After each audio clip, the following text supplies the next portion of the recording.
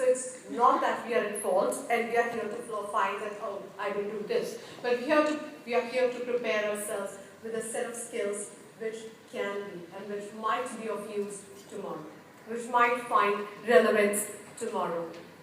Every school boasts of these music bands and should play brilliantly. You stay spellbound when they play that music and the whole auditorium or the whole ambience is actually filled with good flavor. Did we really teach them to play each of those instruments in our schools? Did we really make time for that? Yet they're learning it. They're learning somewhere else, either it's on the internet or they're going to special classes or they have some specialists coming home to teach them. But why is that music? Music to our ears. Because they are playing, they are making music. They are pursuing their own skill to make that music. They are learning the notes. They put together the notes, they put together the tunes to play that music. That's why it seems pleasing. And they're not playing that pre-written note or pre-written music. So skills, when put to exercise, will create music that's pleasant to hear. They say, feed a man for a day. Provide a man with a fish and you feed him for a day. Teach him to fish and you feed him for life. That's what skills do to us. So while we have Macbeth running in English, oxidation and reductions running in chemistry, we have, let's say, history being studied in, wars being studied in history. We need to pull the strings together and tell students in the morning, with the vast chapters that you're reading today, think about cause and effect. That brings in perspective. That brings in connection.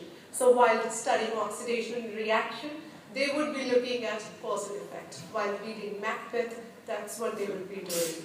While going in for wars, they would not be focusing on who won, but would be looking at the cause and effects. It's just about creating that perspective.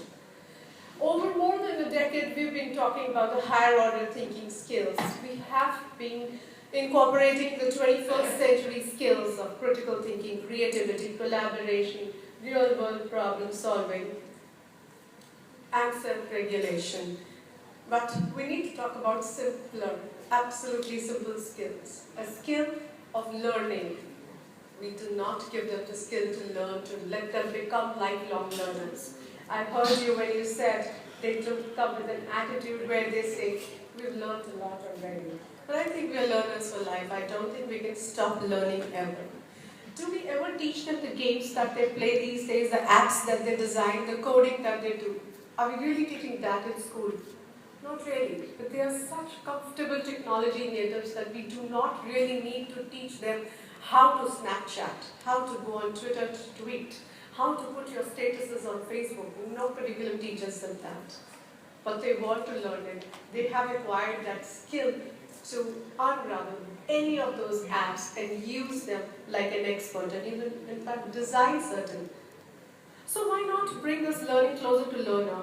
Give them a skill which will help them throughout their lives, which will help them carry on their learning beyond the four walls of a school or a classroom. Technology is something that actually strikes a chord with a student instantly. The moment you brought a PowerPoint in your class, there was an elevated interest in the classroom learning.